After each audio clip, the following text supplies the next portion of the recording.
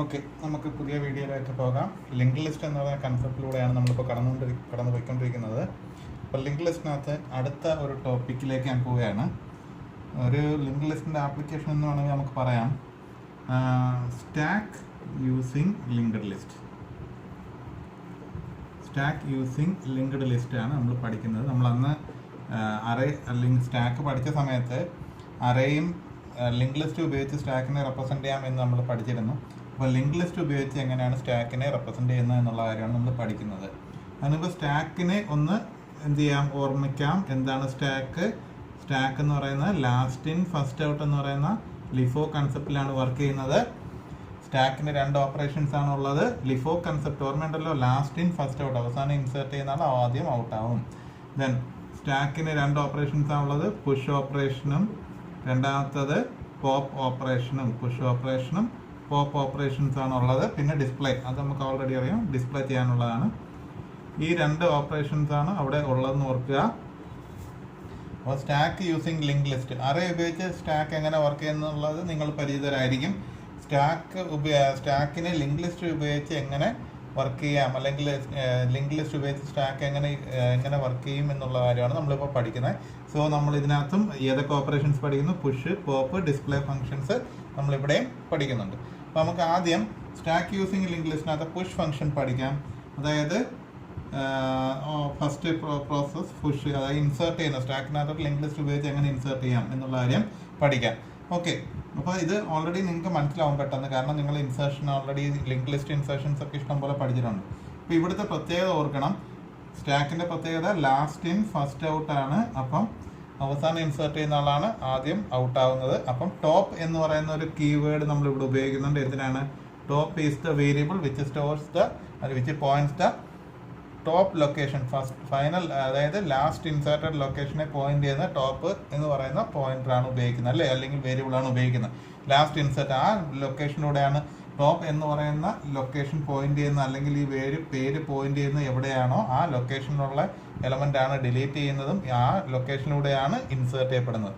അപ്പം ഇവിടെ നമ്മൾ ലിങ്ക് ലിസ്റ്റിനകത്ത് നമ്മൾ സാധാരണ രീതിയിലുള്ള ഒരു ലിങ്ക് ലിസ്റ്റ് ക്രിയേറ്റ് ചെയ്യുമ്പോൾ നമ്മൾ പഠിക്കുന്നത് ഫസ്റ്റ് നോഡ് ഇരിക്കുന്ന ഹെഡർ എന്ന് പറയുന്ന നോഡിലും ലാസ്റ്റ് നോഡ് വന്നിട്ട് നള്ളിലോട്ടുമാണ് പോയിന്റ് ചെയ്യുന്നതാണ് പഠിക്കുന്നത്. അപ്പോൾ ഇവിടെ ഈ ഹെഡർ എന്ന് പറയുന്ന നോഡിന് പകരം ഞാനിവിടെ ഉപയോഗിക്കുന്നത്, ഞാൻ ആദ്യമേ ഹിന്റ് എല്ലാം തരികയാണ്, ഹെഡർ എന്ന് പറയുന്ന നോഡിന് പകരം ഞാൻ ഉപയോഗിക്കാൻ പോകുന്ന ടോപ്പാണ്.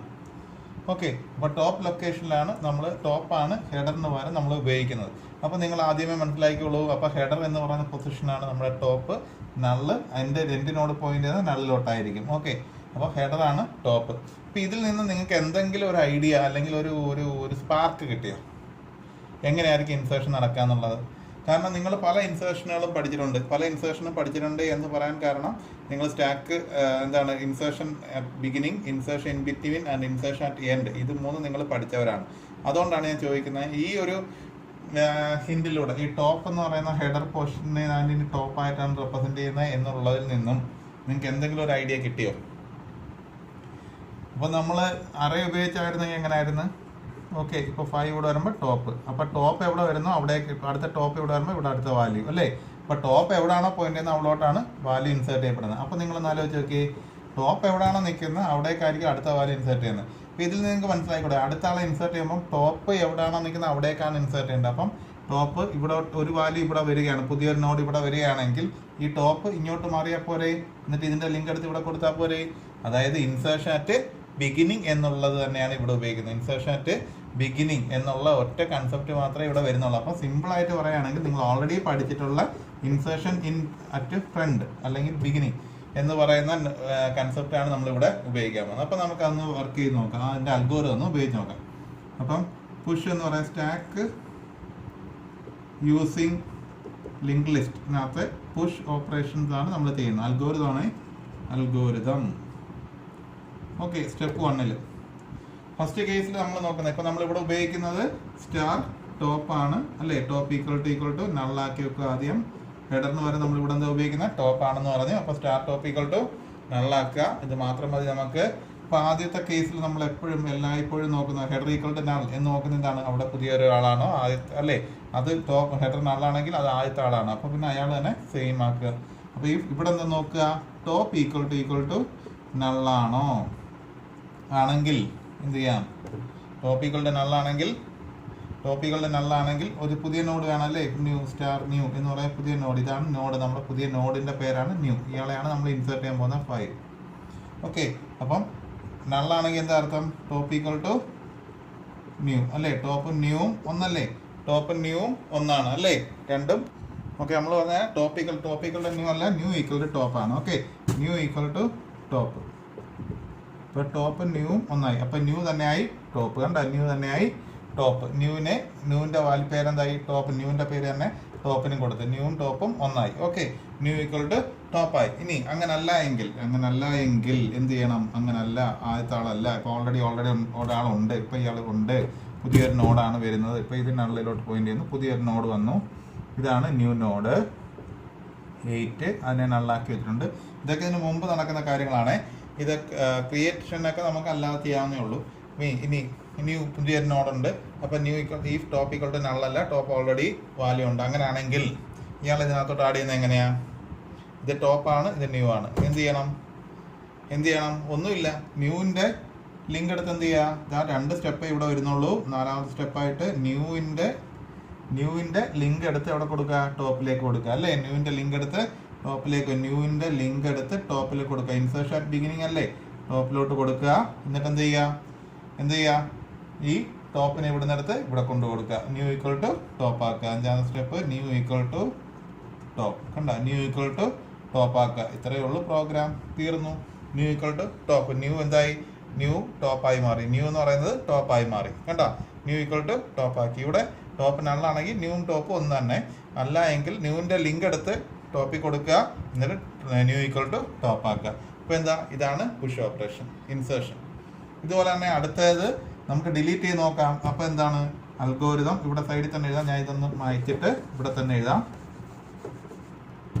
അൽഗോരിതം എന്താണ്? സ്റ്റാക്ക് യൂസിങ് ലിങ്ക് ലിസ്റ്റ് തന്നെ. Algorithm stack using link list pop function എങ്ങനെ ചെയ്യുക? സ്റ്റെപ്പ് 1 എന്താ? ഇഫ് ടോപ്പ് ഈക്വൽ ടു നള്ളാണെങ്കിൽ എന്താ അർത്ഥം? ടോപ്പ് ഈക്വൽ ടു നള്ളാണെങ്കിൽ എന്താ അർത്ഥം? സ്റ്റാക്ക് ഈസ് എം ടി അല്ലേ? എന്ത് ചെയ്യണം? എം ടി എന്നുള്ളതിനാണോ പറയുന്നത്? സ്റ്റാക്ക് എം ടി എന്നാണോ പറയുന്നത്? അല്ല. എന്താണ്? Stack underflow. Print stack underflow. നിങ്ങളപ്പം ചോദിക്കും, ഓവർഫ്ലോ ഇല്ലേ ഇതിനകത്ത്? ഇല്ല. അതാണ് ഇതിൻ്റെ ഒരു പ്രത്യേകത. ഒരിക്കലും ഓവർഫ്ലോ ആവില്ല. കാരണം ലിങ്ക് ലിസ്റ്റിന് ലിമിറ്റ് ഇല്ല. അതുകൊണ്ട് ഒരിക്കലും നമുക്ക് ഇൻസേർഷൻ കേസിൽ സ്റ്റാക്ക് ഓവർഫ്ലോ എന്ന് പറയുന്ന കൺസെപ്റ്റ് ഇല്ല. മനസ്സിലായോ? അതാണ് ലിങ്ക് ലിസ്റ്റിൻ്റെ ഒരു പ്രത്യേകത. ലിങ്ക് ലിസ്റ്റ് ഉപയോഗിച്ച് സ്റ്റാക്ക് ഇംപ്ലിമെന്റ് ചെയ്യുമ്പോൾ അവിടെ സ്റ്റാക്ക് ഓവർഫ്ലോ എന്ന് പറയുന്ന ഒരു സിറ്റുവേഷൻ ഇല്ല. ഇവിടെ സ്റ്റാക്ക് അണ്ടർഫ്ലോ ഉണ്ട്. അതായത് സ്റ്റാക്കിൽ എലമെന്റ് ഇല്ലെങ്കിൽ സ്റ്റാക്ക് അണ്ടർഫ്ലോ ആണെന്ന് പറയാം. അങ്ങനല്ല എങ്കിൽ എന്ത് ചെയ്യണം?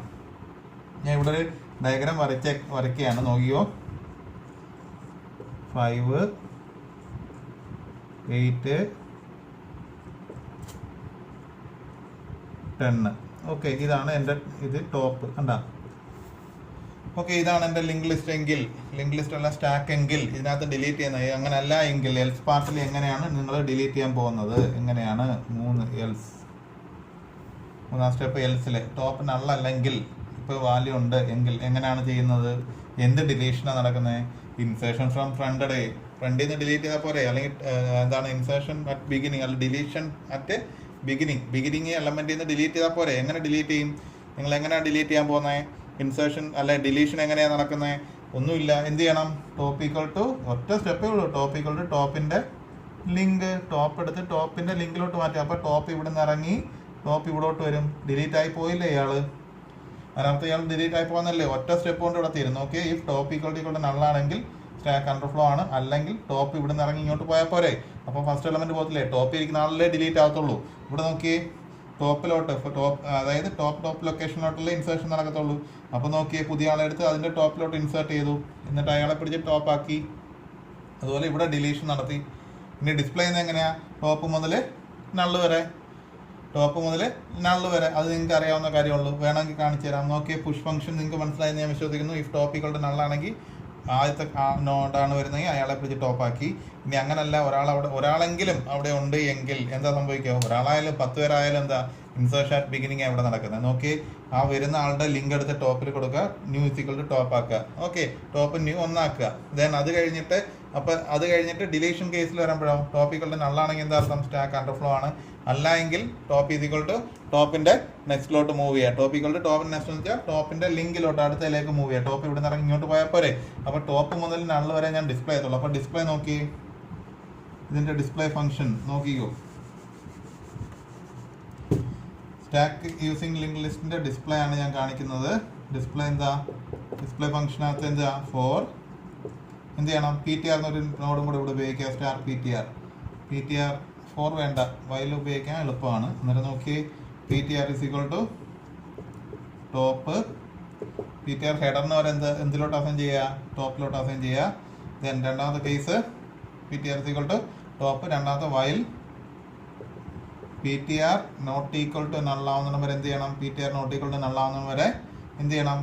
പ്രിന്റ് PTRന്റെ ഡേറ്റ പ്രിന്റ് ചെയ്യുക. PTR എവിടെ തൊട്ടാ? ടോപ്പ് മുതലാണ് പ്രിന്റ് ചെയ്യുന്നത്. നാലാമത്തെ സ്റ്റെപ്പിൽ എന്ത് ചെയ്യണം? ഈ PTRന്റെ അടുത്ത ഇൻക്രിമെന്റ് PTRന്റെ നെക്സ്റ്റിലേക്ക് പോവുക, ലിങ്കിലേക്ക് പോവുക. ഈ വൈൽ ലൂപ്പിനകത്ത് ഈ രണ്ട് കേസ്, ഇത്രയേ ഉള്ളൂ സ്റ്റെപ്പ്. കണ്ട, PTR ഡിസ്പ്ലേ ചെയ്തുകൊണ്ടേയിരിക്കും. അങ്ങനെ എൻഡ് വരെ ഡിസ്പ്ലേ ചെയ്യും. അപ്പോൾ ഇവിടെ തൊട്ട് തുടങ്ങുകയാണെങ്കിൽ ടോപ്പ് ആദ്യം വന്ന് PTR equal to top. PTR ഇവിടെ വരും. PTRന്റെ നോട്ട് ഈക്വൽ ടു നള്ളാണ്. അതേ പ്രിന്റ് PTRന്റെ ഡേറ്റ എത്ര? 8 പ്രിന്റ് ചെയ്തു. ദെൻ PTR ഈക്വൽ ടു PTRന്റെ ലിങ്ക്. അപ്പോൾ PTR ഇവിടെ നിന്ന് ഇറങ്ങി PTR ഇവിടെ വരും. കണ്ട, then PTR not equal to നള്ളാണ്. എന്ത് പ്രിന്റ് ചെയ്യും? 10 പ്രിന്റ് ചെയ്തു. ദെൻ PTRന്റെ ഡേറ്റ പ്രിന്റ് ചെയ്തു. PTR ഈക്വൽ ടു PTRന്റെ ലിങ്ക്. അപ്പോൾ PTR ഇവിടെ നിന്ന് ഇറങ്ങി നള്ളിലേക്ക് പോകും. ദെൻ ഇവിടെ വരുമ്പോൾ PTR നോട്ട് ഈക്വൽ ടു നള്ളല്ല, ഈക്വൽ ടു നള്ള എക്സിറ്റ് ചെയ്യും. അപ്പോൾ 8ഉം 10ഉം ഔട്ട്പുട്ട്. കണ്ട, ഇത്രയേ ഉള്ളൂ stack using link list. Simple അല്ലേ? എളുപ്പമല്ലേ? എല്ലാവർക്കും അത് മനസ്സിലായെന്ന് ഞാൻ വിശ്വസിക്കുന്നു. Okay, thank U.